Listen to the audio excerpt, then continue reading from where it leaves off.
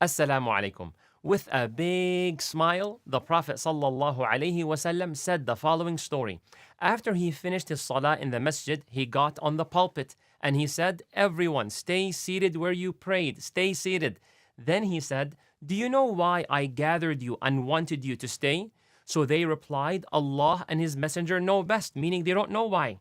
He sallallahu alaihi wasallam said, "I did not wallahi gather you to provide you with some goods or warn you from some alarming news. However, I gathered you because Tamim ad-Dari," there's a person, his name is Tamim, "he was a Christian man and he came and gave the pledge of allegiance and converted to Islam." Allahu Akbar.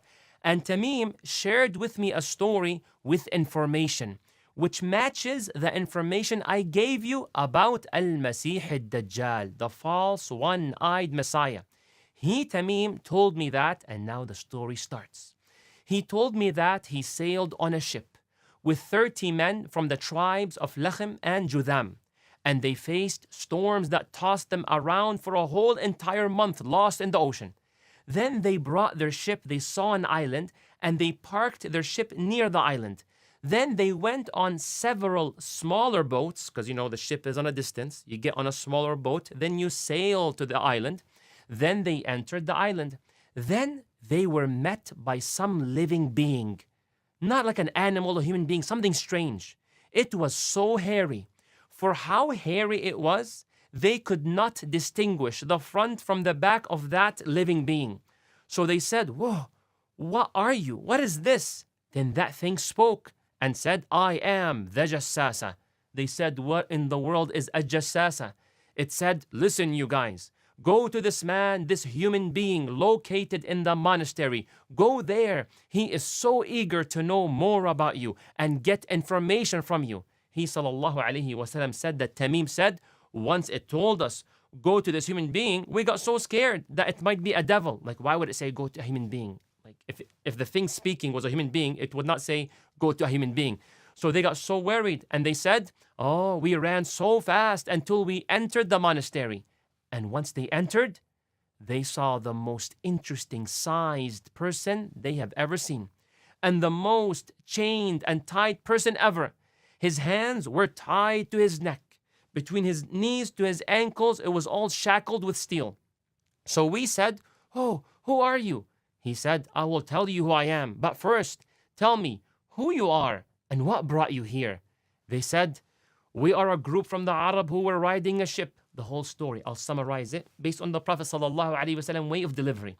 "And we experienced such waves in the sea to the point that it kept tossing us around for a whole month. Then we arrived at this island of yours, and then we went on several smaller boats, and we entered the island. We were met by an animal. It was very hairy. We could not tell the front from the back. And we said, 'Whoa, who are you? What is this?' It said, 'I am the Jassasa.' We asked it, 'What's a Jassasa?' Then it told us, 'Listen, you guys, go to this man, the human being located in the monastery. He is so eager to know more about you and get information from you. So we rushed to you so fast, and we were scared of it, that it might be some sort of a devil.'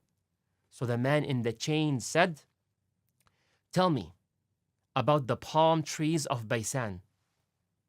Palm trees of Baisan, by the way, Baisan is an area around Asham. So they asked, "What about it do you want to know?" He said, "I'm asking about the palm trees. Do they produce fruits?" They said, "Yes." But he said, "Soon it will no longer produce fruits." Then he asked his second question, "Tell me about the lake of Tabariya." So they said, "What about it do you want to know?" "Is there water in it?" They said, "Yes, it has a lot of water." He said, "Soon its water will be gone and it will become dry." Then he asked a third question, "Tell me about the spring of Zughar." They said, "What about it do you want to know?" He replied, "Is there water from that spring? And do its people use its water to irrigate their lands?" They said to him, "Yes, it has a lot of water, and its people do irrigate their lands from it." Then he asked a fourth and last question, "Tell me about the unlettered prophet. Do you know of him? Has he come out?" They said, "Yes, he appeared, and he left Mecca and moved to Yathrib," meaning Medina. He said, "Did the Arab go to war against him?" They said, "Yes, they did." "And what were the results?" They told him he has been winning and much of the Arab are now following him. He said, "Are you serious? Is that right?" They said, "Yes." Ah, indeed. It is good for them to obey him. Allahu Akbar, Masih al-Dajjal is saying that. Now, the people do not know him as Masih al-Dajjal, okay? So he said it's good that they obey him. May Allah make us obey the Prophet sallallahu alaihi wasallam. Then he said, now I'm going to tell you about me. I am the Messiah. And he stopped. He did not say Dajjal, the false Messiah. He said, I am the Messiah.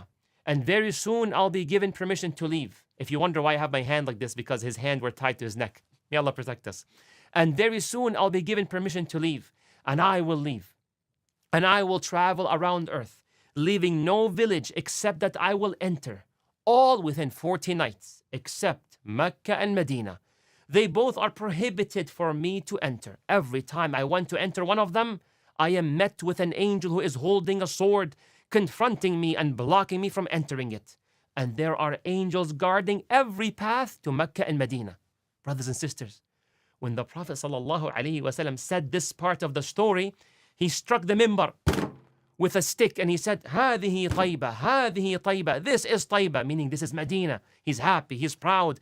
Then he tells the Sahaba, the Prophet ﷺ, did I not tell you regarding Dajjal not being able to come to Medina? They said, yes, Ya Rasulullah, yes, you did. So the Prophet ﷺ said, don't forget to say Sallallahu Alaihi Wasallam. He said, I really liked the story of Tamim and how it matched what I have told you and about Medina and Mecca. That false Messiah, Al-Masih al-Dajjal, is either in the Sea of Asham or the Sea of Yemen. While he was saying it, he said, no, he's in the east, he's in the east, he's in the east. And he gestured with his hand pointing to the east. Allahu Akbar. This was the story which is filled with lessons and reflections.